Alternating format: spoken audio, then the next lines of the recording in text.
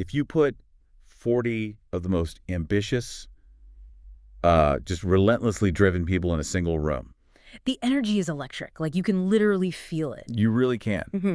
It is a room full of people who are used to being, the absolute smartest or the fastest or just the most innovative in their respective fields. Right. They are the top tier. Exactly. But if you are asked to walk into that room, look at those 40 individuals and point to just one, calling them the absolute best in class.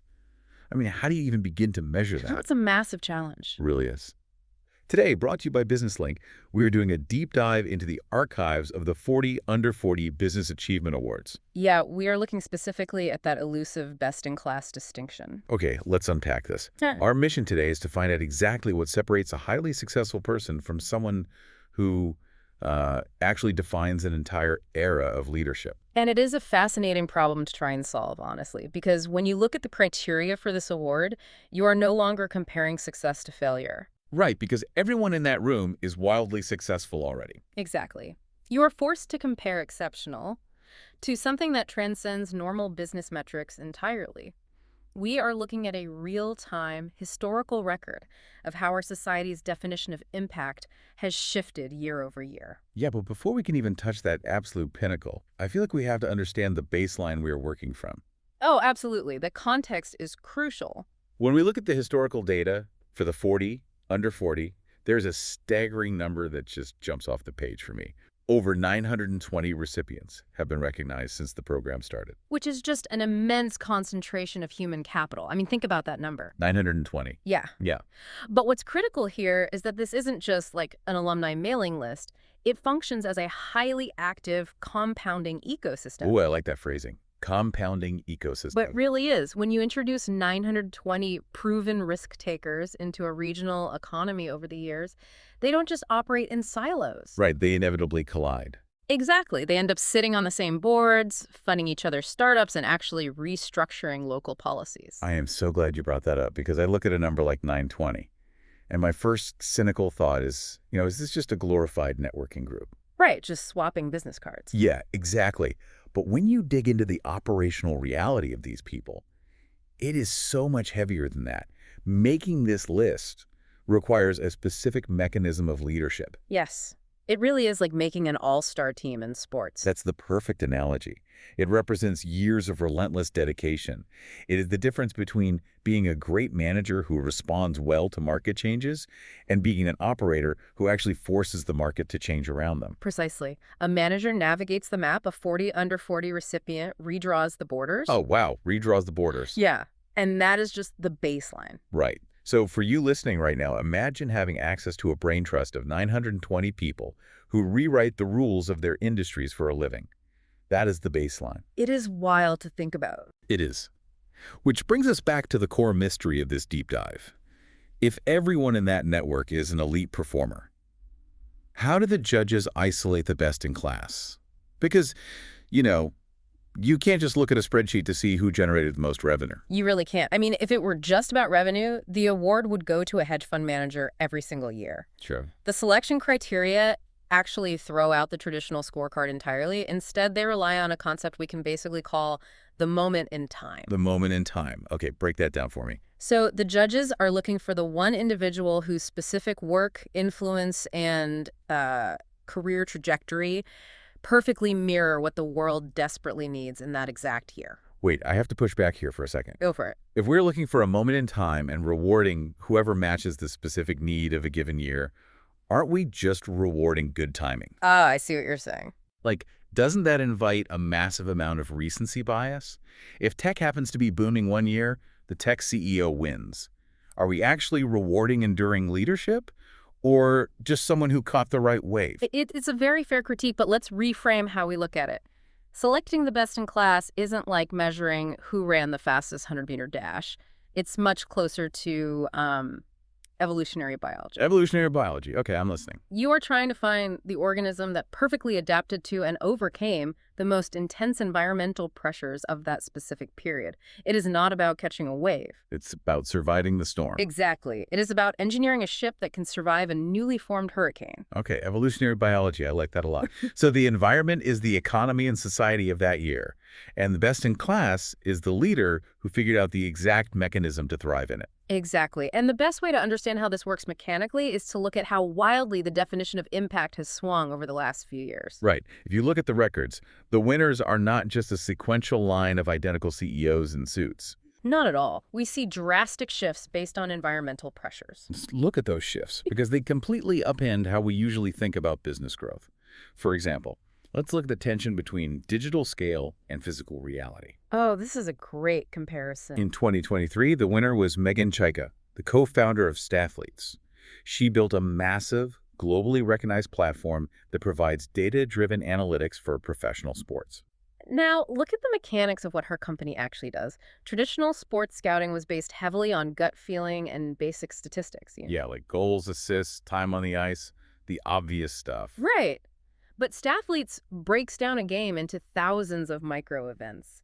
They quantify things that used to be completely unquantifiable, like the specific physics of puck retrieval under pressure. Wait, really? Puck retrieval? Yeah. And by synthesizing that massive amount of granular data, she completely altered how multi-million-dollar draft and coaching decisions are made. Right, so her moment in time in 2023 was the absolute peak of the data efficiency era.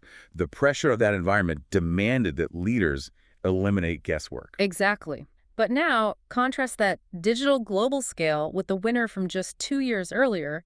In 2021, Drew Toth of Elevate Living. Oh man, this is the perfect contrast. 2021, we are coming right out of the peak isolation of the pandemic. Precisely. The environmental pressure in 2021 wasn't about optimizing global data. It was about the profound fracture in our physical communities. We were completely isolated from each other. We were.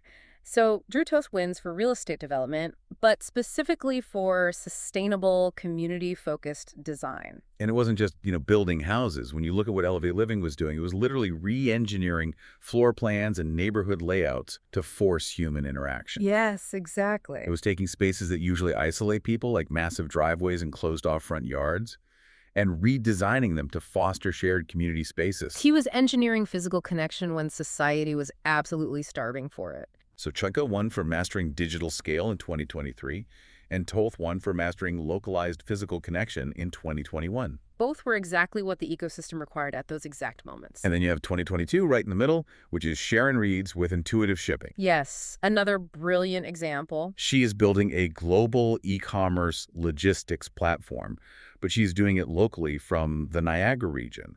She basically proved that you don't need the infrastructure of Silicon Valley to build a checkout technology that the whole world uses. Right. Her mechanism was decentralizing tech power. Exactly. Which perfectly bridges the gap between local roots and global reach. It shows how the definition of a tech hub was completely shifting in 2022. Okay, so that is one major theme, the shift between digital efficiency and physical community. But when I look at the more recent winners, there is a totally different theme emerging. What do you mean? Well, it feels like the definition of what a product actually is has completely changed. Oh, it definitely has. We are seeing a shift away from physical goods or software and a move toward institutional identity and systemic structures. Right. Like, look at Anna McKnight, the 2024 Best in Class. Yes, perfect example. She was the development communication specialist at Niagara College. And on paper, someone might look at that and think, okay, she runs PR for a school. But that completely misses the insight here. It completely misses it. We usually view storytelling or communications as the final step of a business cycle, It is how you market a finished product. Right, the bow on top. Exactly. Yeah. But her win reveals a massive shift in 2024. The narrative actually became the product itself. Yes, explain that mechanism because I think it's brilliant. So institutions across the board were facing a massive crisis of public trust around 2024. The pressure wasn't just to get higher enrollment, it was to justify the institution's fundamental value to the community. It was an existential threat. Completely. Anna McKnight's leadership wasn't about spinning a story. It was about using strategic communication to actually shape the internal structure of the college. Wow. The story she helped build externally forced the institution to align its internal development goals to match that narrative. The tail wags the dog. By setting a highly specific, community-integrated narrative, it actually dictated the operational reality of the college. That is an incredibly complex form of leadership. And it requires immense clarity. In a deeply noisy, skeptical world, clarity is a premium asset. That makes perfect sense. And it actually connects beautifully to the winner right before the pandemic, Michael Idzenga in 2020. Oh, the escape room guy. Right, he founded the Crux escape rooms. Again, on paper, it just looks like entertainment. But mechanically, he was engineering human joy and teamwork. An escape room is essentially a high-pressure, low-stakes laboratory for human dynamics. That is a great way to put it. He was building immersive experiences that required strangers or disjointed corporate teams to communicate and solve problems under a manufactured time constraint. He was designing a mechanism for collaboration. Exactly. And speaking of maintaining trust and collaboration, look at Kyle Boggio in 2019 with the Boggio family of pharmacies. Right, taking over a legacy community healthcare provider. Right. Which honestly sounds like a nightmare scenario for a leader. It is so difficult. You have an established patient base that relies on the exact way things have always been done, but you have modern medical and technological requirements knocking at the door. Evolving a legacy institution is often harder than launching a startup. I mean, with a startup, if you break something, you just pivot. Move fast and break things. Exactly. But if you break a community pharmacy's operational flow, actual patients suffer. Boggio's moment in time was about threading that needle-modernizing patient-centered care without eroding the generational trust the pharmacy had built. Okay, so we've seen a kaleidoscope of success here. We've seen leaders engineer data, engineer physical space, engineer narrative, and engineer trust. It spans so many diverse paths. Which brings us to the most recent winner. In 2025, Lindsay Massa. And her path might be the most radical departure from traditional business metrics out of all of them. It absolutely is. She built a highly successful career as a founding partner at George Street Law Group. By every traditional metric, billable hours, partnership track, prestige, she had won the game. She was at the top. But she was named best in class because she chose to walk away from those traditional metrics. Right. She launched Hiding in Plain Sight, which focuses entirely on inclusive leadership, accessibility, and advocacy. And we really have to look at the how here. She didn't just become a motivational speaker who champions inclusivity. No, it was much deeper than that. She utilized her deeply technical understanding of legal frameworks and systemic structures to start dismantling actual barriers around identity and accessibility. Right. When you are a founding partner of a law firm, you know exactly how the walls are built, which means you know exactly which bricks to pull out to bring the wall down. That's exactly it. Her leadership in 2025 was about recognizing that the greatest impact she could have wasn't in winning another corporate lawsuit, but in restructuring the system itself. If you look at the environmental pressure of 2025, society was demanding structural accountability. They didn't want Band-Aid solutions anymore. They wanted the underlying architecture fixed. Massa provided exactly that. It is honestly breathtaking when you lay it all out like this. It is a masterclass in adaptation. Which brings us directly to right now, the present day, the 2026 stakes. And the data indicates that the environment has only gotten more competitive. Historic, actually. The archives show that 2026 has seen a record-breaking number of applications for the 40 under 40. Which creates an incredibly difficult situation for the judges. I mean, think about the mechanics of selection this year. It has to be brutal. You are looking at a pool of candidates who have survived the pandemic, navigated the massive integration of AI into literally every sector, and dealt with wild economic inflation.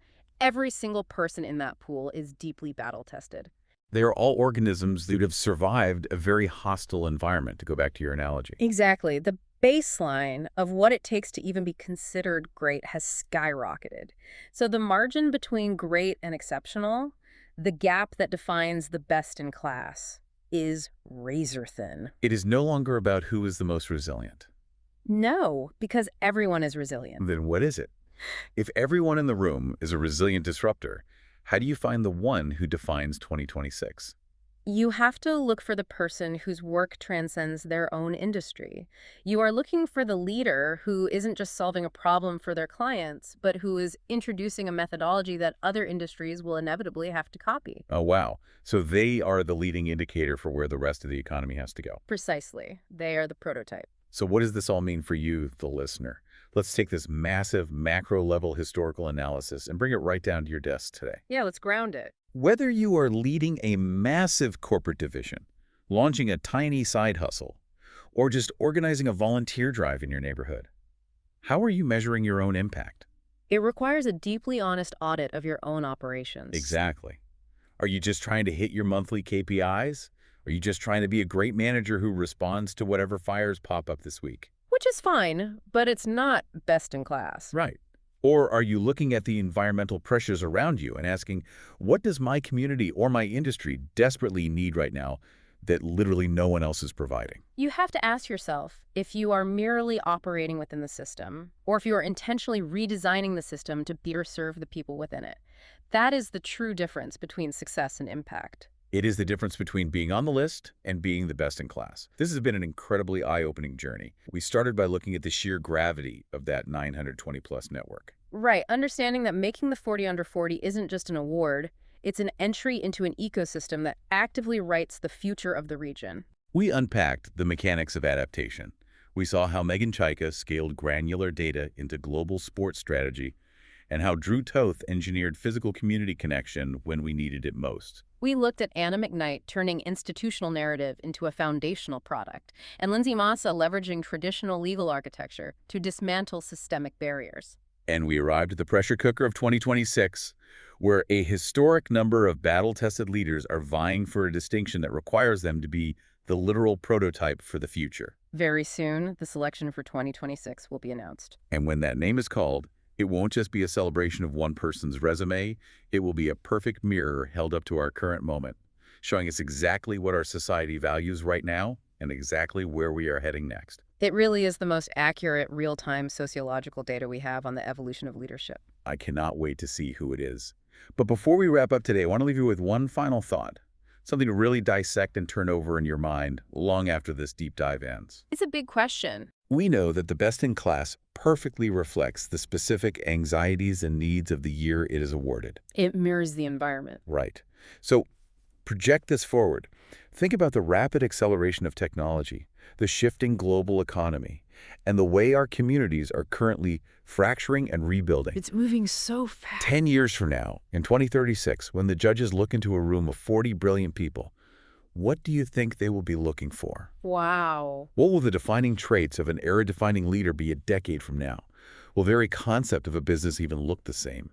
Keep looking at how the environment is changing around you and start engineering your ship for the waters ahead. Thank you for taking this deep dive with us.